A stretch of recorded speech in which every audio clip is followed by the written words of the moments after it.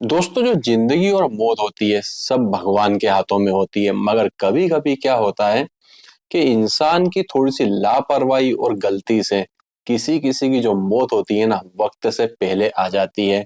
एक रूस की मैं आपको घटना बताता हूँ, जहां पर एक लेडी को डॉक्टर ने डेड डिक्लेयर कर दिया था। फिर उसे घर पर लेकर आया गया, उसके अंतिम संस्कार की तैयारी की गई। इतने में वो लेडी उठ के खड़ी हो जाती है। इंडिया की ही बात करें, अभी 2022 या 23 की, यूपी का एक केस है जहां पर डॉक्टर ने डेट क्लियर डिक्लेयर कर दिया। घर पर लाने के बाद में उसकी अंतिम संस्कार की तैयारी की गई, तो वहां पर वो भी उठकर खड़ी हो गई। तो इसे कोई चमत्कार नहीं था, ये था सिर्फ डॉक्टर की लापरवाही। अगर सही तरीके से डॉक्टर ने जांच की होती है तो उसी समय पता चल जाता है कि यह अभी जिंदा है, मरी नहीं है। तो आज की मैं जो आपको सच्ची घटना बताने वाला हूँ, इस घटना में एक लेडी को एक नहीं दो बार जिंदा जमीन में दफनाया गया, और दोनों बार वो जिंदा थी। तो नमस्कार, आदाब, सत श्री अकाल। मेरा नाम है जयेश। आज की जो हमारी सच्ची घटना ये है, इंग्लैंड का एक शहर है जिसका नाम है हैम्पे शहर। यहाँ पर दो कपल होते हैं। कपल का नाम होता है, जो हस्बैंड उसका नाम होता है बिलियन, और वाइफ का नाम होता है एलिस। दोनों की लाइफ जो है बिल्कुल ठीक ठाक चल रही होती है। जो हस्बैंड होता है विलियम, वो एक शराब का जो कारखाना होता है वहां पर काम करता है, तो अधिकतर वो घर से बाहर ही रहता है। अब जाहिर सी बात है, शराब के कारखाने में काम करता है तो एक ब्रांडी पीने का भी वो शौकीन होता है, और ब्रांडी पीता है। और उसके बाद में उसके जस्ट घर के पीछे एक अफीम की खेती होती है। तो क्या करता है वो, एक दिन जो अफीम का पानी होता है वो लाकर अपने घर पे रखता है। अब उसकी वाइफ जो थी, इसका की नाम था एलिस, उसको पता नहीं था कि ये जो पानी रखा हुआ है ये अफीम का पानी है। और वो क्या करती है, अब जो विलियन होता है, वो अधिकतर अपने घर से बाहर ही रहता है, क्योंकि जो उसका कारखाना था घर से दूरी पर था, तो वो कुछ हफ्ते में एक से दो बार ही घर पर आया करता था। तो विलियन ने क्या किया था कि जो अफीम का पानी है वो घर पर रखा था। वाइफ को उसकी पता नहीं था कि इसके अंदर अफीम का पानी है। तो एक दिन वो गलती से उस पानी को पी जाती है। अब जब उस पानी को पीती है तो उसके बाद में वो बेहोश हो जाती है, बेसुध हो जाती है। अब बेसुध हो जाने के बाद में काफी समय से घर के अंदर कोई हलचल नहीं आ रही थी, कोई बाहर निकल नहीं रहा था। तो अड़ोसी पड़ोसी आकर देखते हैं, तो उसकी जो वाइफ होती एलिस, उन्हें जमीन पर बेसुध पड़ी हुई दिखाई देती है, बेसुध पड़ी हुई दिखती है। तो फिर क्या करते हैं वो लोग, डॉक्टर को बुलाते हैं। डॉक्टर ये उस समय की बात बता रहा हूँ मैं, 1674 की बात बता रहा हूँ। उस समय कोई ईसीजी या कोई ऐसे इक्विपमेंट नहीं होते थे जिसपे कि आप किसको ट्रेस करके बता दे कि ये डेफिनेट मर चुका है। तो वो डॉक्टर को बुलाते हैं, डॉक्टर थोड़ा बहुत देखते हैं। फिर उस समय एक ही तरीका होता था, कोई जिंदा है या मर चुका है उसे चेक करने के लिए, कि डॉक्टर के पास में होता था एक कांच। कांच को रखते थे वो अपनी, वो जो मरा हुआ इंसान, उसकी नाक के ऊपर, उसके मुंह के ऊपर। अब उस कांच को रखने का क्या मतलब होता था, अगर सपोज करिए कोई व्यक्ति जिंदा है तो वो सांस भी लेगा। अब सांस लेगा, जाहिर सी बात है कांच के ऊपर एक नमी आएगी, नमी आ गई मतलब वो आदमी जिंदा है, और नमी नहीं आई मतलब वो आदमी मर चुका है। यही तरीका होता था 1674 में किसी इंसान को जिंदा है या मरा हुआ डेड डिक्लेयर करने का। तो उसने एक नहीं, जो डॉक्टर होता है, दो से तीन बार कांच, जो लेडी होती है जिसका नाम है एलिस, उसकी नाक और मुंह पर रखा। कोई भी नमी दिखाई नहीं थी, कोई भी हलचल नहीं दिखाई दी। तो डॉक्टर ने क्या किया, उसे डेड डिक्लेयर कर दिया। अब जब डेड उसे डिक्लेयर किया तो वो दिन था 15 जुलाई, 1674 का दिन था। अब जो हस्बैंड है विलियम, वो अपने घर पर नहीं है। तो अब पड़ोसी और रिश्तेदार सोचते हैं कि ये विलियम, तो उस समय कोई ऐसा फोन का या मोबाइल का जमाना भी नहीं होता था ऑब्वियसली। किसी को भी आपको कोई खबर देनी तो वहां जाकर ही उसके पास में देनी होगी। बोले विलियम को आने में टाइम लग जाएगा, और इसका फिर इतने समय तक घर में लाश रखना भी ठीक नहीं है, क्योंकि उस समय ऐसे कोई बड़े बड़े डीप फ्रीजर या सारी चीजें नहीं हुआ करती थी, और होती भी थी तो वो ऐसे लोगों के लिए होती थी जो तबके में बड़े हैं या पैसे वाले लोग हैं, उनके लिए होती थी। इनके लिए कुछ भी नहीं होता था। तो अब इतने समय तक घर में लाश रखना भी ठीक नहीं है, तो वो सब लोग सहमति बनाते हैं, और जो वाइफ होती है विलियम की, एलिस, उसका अंतिम संस्कार करने की तैयारी करते हैं। मगर डॉक्टर फिर भी बोलते हैं कि इसके हस्बैंड को आने तक हम इंतजार करते हैं, मीन्स बिलियन के आने का हम इंतजार करते हैं, मगर जो पड़ोसी होते हैं और रिश्तेदार होते हैं वो नहीं मानते हैं, तो फिर उसका जो अंतिम संस्कार होता है ये 15 जुलाई 1674 को कर दिया जाता है। उसी के पास में एक कब्रिस्तान होता है, कब्रिस्तान का नाम है साउथ ट्री सेमेंट्री करके कब्रिस्तान होता है, वहां पर उसका अंतिम संस्कार कर दिया जाता है। अब विलियम को इसकी खबर मिलती है तो दौड़ा हुआ आता है, दौड़कर आता है और अपनी जो वाइफ है उसे दफना तो दिया गया है, अब उसकी कब्र पर जाता है, उस पर फूल चढ़ाता है और अपनी एक तख्ती लगाता है अपने नाम के साथ में, अपनी वाइफ के नाम के साथ में एक तख्ती लगाता है और घर पर आ जाता है। अब जो एलिस है उसे दफनाए हुए 2 दिन हो चुके हैं, अब दिन आ चुका है 17 जुलाई 1674 का दिन आ चुका है। अब वहां पर क्या होता है, कब्रिस्तान के पास में ही एक स्कूल होता है और स्कूल के जो बच्चे होते हैं अधिकतर वो कब्रिस्तान के उधर ही खेलते रहते हैं। तो 2 बच्चे होते हैं, वो खेलते हुए उस कब्रिस्तान पर पहुंचते हैं। कब्रिस्तान पे उसे हल्की सी बच्चों को आवाज आती, तो थोड़ा सा पहले तो डरते हैं, डरने के बाद में उन्हें ऐसा लगता है कि किसी कब्र में से आवाज आती, सब तरफ वो देखते हैं तो जो एलिस की कब्र थी, जो 2 दिन पहले जहां पर एलिस को दफनाया गया था, उस कब्र में से काफी तेजी से आवाज, सिसकिया या ऐसी रोने की आवाज आ रही होती है, जैसे कि कोई व्यक्ति मतलब बाहर निकलने के लिए कर रहा है। तो वो पहले सोचते हैं अब क्या करें, सबसे पहले वो जाकर ये वाली जो खबर होती है अपने मास्टर को देते हैं, जहां पर जो उनका स्कूल का टीचर होता है उसे जाकर देते हैं। तो टीचर भी बोलते हैं बच्चे मस्तीखोर है, ये मुझसे मजाक कर रहे हैं, और उसकी कोई भी बात को सब आई गई कर देते हैं, ऊपर से उसके ऊपर फाइन और लगा देते हैं। अब कुछ समय के बाद में टीचर के भी दिमाग में आता है कि ये बच्चे तो रोज ही कब्रिस्तान में खेलते, कभी आज तक इन्होंने ऐसी मजाक नहीं की, और जिसके बारे में बता रहे हैं वो भी उस छोटा सा इलाका था, सभी इलाके में मतलब एक छोटे से गांव में सभी लोग एक दूसरे को जानते, बोले वो जिस कब्र के बारे में बता रहे हैं वो एलिस की कब्र है और 2 दिन पहले ही उसे दफनाया गया है, तो ये बच्चे इसी मजाक मुझसे क्यों करेंगे। तो वो क्या करते हैं, जो टीचर होते हैं स्कूल के, उस समय तक जब पहुंचते हैं तो मीन्स शाम तक वो कब्रिस्तान में पहुंचते हैं और एलिस के वहां पर जाके सुनते हैं, तो वाकई में उसमें से आवाज आ रही होती है। अब वो आनन फानन में जो एलिस का घर होता है उसके हस्बैंड को जाकर बात बताते हैं, पूरे इलाके में बताते हैं, तो फिर वो भी आकर सुनते हैं तो बिल्कुल उसमें सिसकी आ रही थी और आवाज आ रही थी।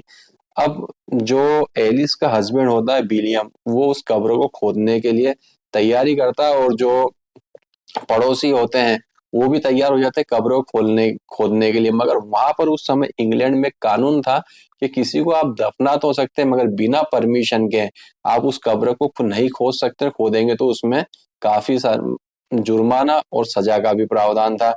तो वो टीचर जो था वो जो पढ़ा लिखा था उसको कानून के बारे में पता था, तो उसने बताया कि ऐसे हम किसी कब्र को नहीं खोद सकते हैं जब तक परमिशन नहीं ले ले। परमिशन लेने के लिए जब वो अथॉरिटी के पास जाते हैं उस समय तक हो जाती है शाम।